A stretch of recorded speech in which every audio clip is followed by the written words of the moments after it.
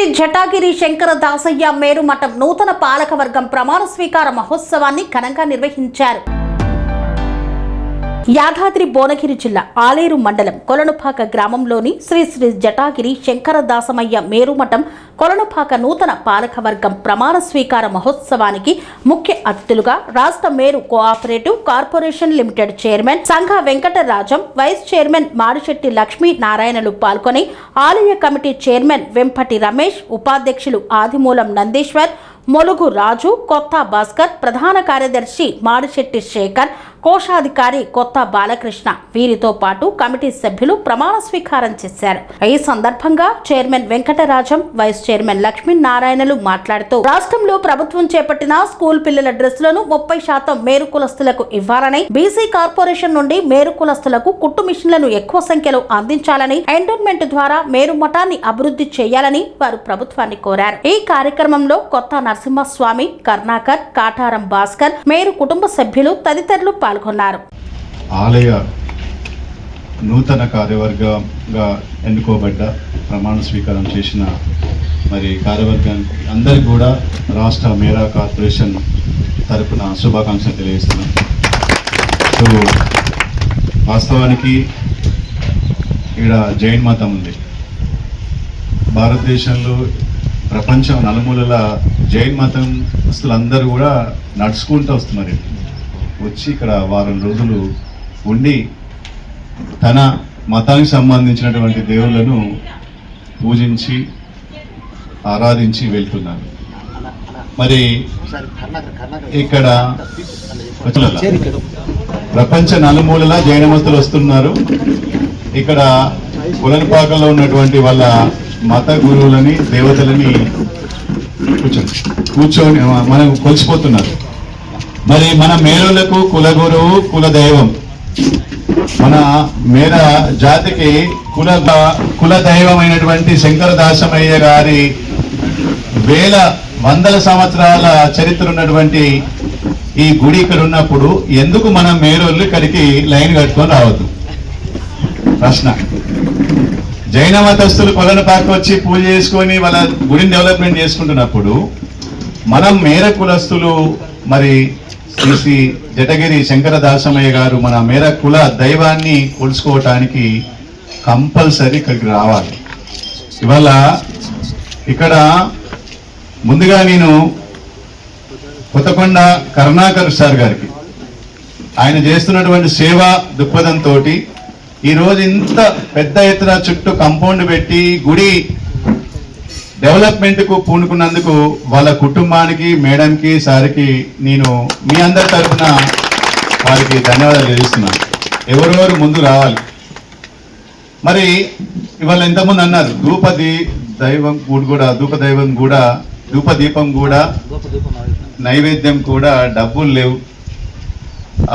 అయ్యవారి పూజకు కూడా అతనికి గౌరవ వేతనం లేనటువంటి దీనస్థితిలో మనం ఉన్నామా? వాస్తవానికి పక్కన యాదాద్రి టెంపుల్లో, యాదాద్రి గుడి దగ్గర 5 కోట్లతోటి మరి మన మేరు మందిరం కడుతున్నారు.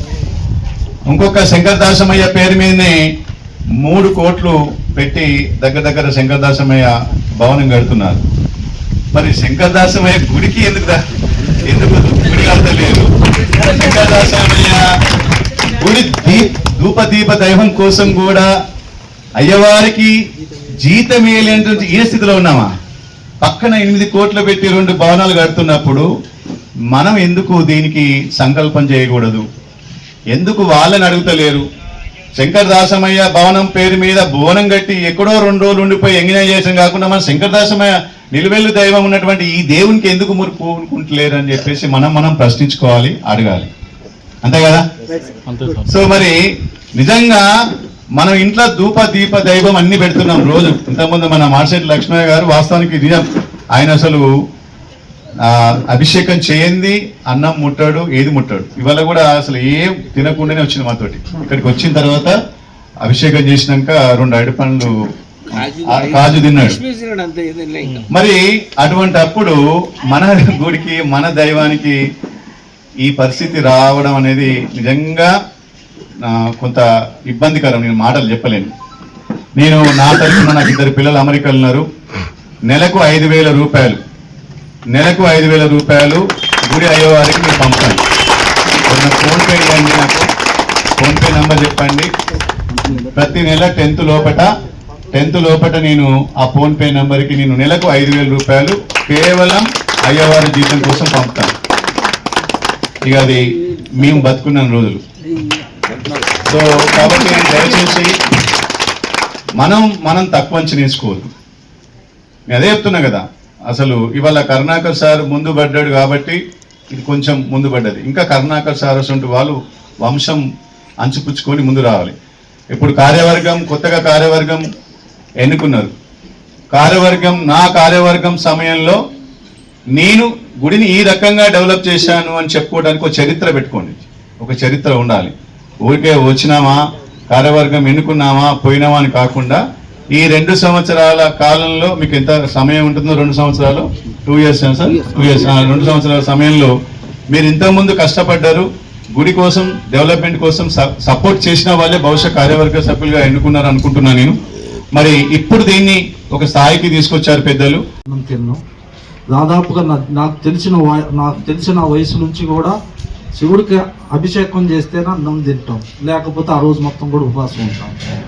ఎందుకంటే నాకు శివుడు అంటే అంత భక్తి.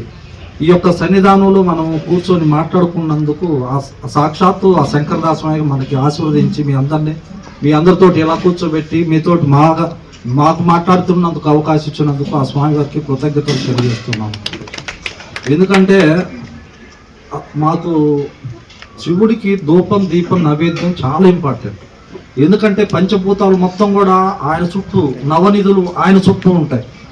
ఏ ఒక్క రోజు కూడా అభిషేకం చేయకపోతే శివుడికి బగ్గుమని, ఎందుకంటే ఆ పైన టాపులు గీపులు అన్ని పగిలిపోతాయి. తెలుసు, పంచభూతాలు ఊకు శివుడు చుట్టూ ఉంటాయి, నవనిధులు ఉంటాయి, కుబేరుడు ఉంటాడు. తెల్లారుజాము లేవగానే సకల దేవతలు, 30 దేవతలు, అనంతకోటి దేవుళ్ళు, పంచభూతాలు మొత్తం కూడా శివుడిని దర్శనం చేసుకోవటానికి ఆయన చుట్టూ, ఆయన లేచిండా లేవా అని సుప్రభాత సేవతోటి వాళ్ళందరూ ముందుండి ఆ శివుని అంతా పూజలు చేస్తారు. సకల దేవతలే చేయంగా మన మానవులు ఆయన తలుచుకుంటే ప్రతినిత్యం మన ఆ శివుని తలుచుకుంటే శివుడు బోలశంకరుడు. ఎందుకు బోలశంకరుడు అంటే ఆయనకి అభిషేకం ఎందుకు చేయాల్సి వచ్చిందంటే ఆ ఒక్క యుద్ధంలో రాక్షసులకి దేవతలకి ఒక యుద్ధం జరిగినప్పుడు శివుడు కంఠంలో ఇషాన్ని పెట్టుకొని దేవతలందరికీ అమృతాన్ని పంచి ఇచ్చినాం కాబట్టి దేవతలందరూ కూడా వారి యొక్క దేవతలు అయిపోయినారు, అసురులు అయిపోయినారు. చివరికి ఆ రాక్షసులు ఏమన్నారంటే, అయ్యా మీతో యుద్ధం చేసిన శివుడు గారు, మరి మా రాక్షసులైన మా పరిస్థితి ఏంటంటే మీకు కూడా నా యొక్క సంకల్ప బలంలో ఉత్తిష్టంతు భూత పిచాచ ఏతేషమై రోజున బ్రహ్మకర్మ సమారవే అంటే, భూత పిచాచులారా మా యొక్క శివుడిని ఎవరైతే శివుని పూజ చేస్తారో అప్పుడు ఈ భూత పిశాచులు వచ్చి ఆగమనం చేయకుండా ఆ యొక్క స్తోత్రం చదువుతారు.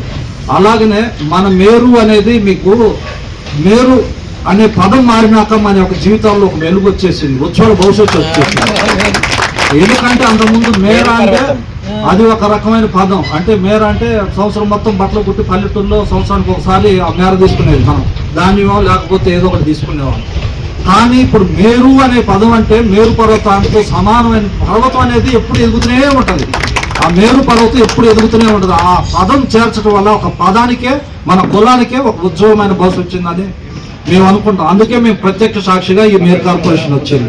ముఖ్యమంత్రి రేవంత్ రెడ్డి గారి నాయకత్వంలో దాదాపు 133 కులాలు ఉంటే బీసీలో కేవలం 17 కులాలలో 11 కులాలు బీసీలని, ఒక 5 కులాలని కమ్మ, తర్వాత వైశ్యాసు, తర్వాత కొన్ని కులాలను కలపటం జరిగింది.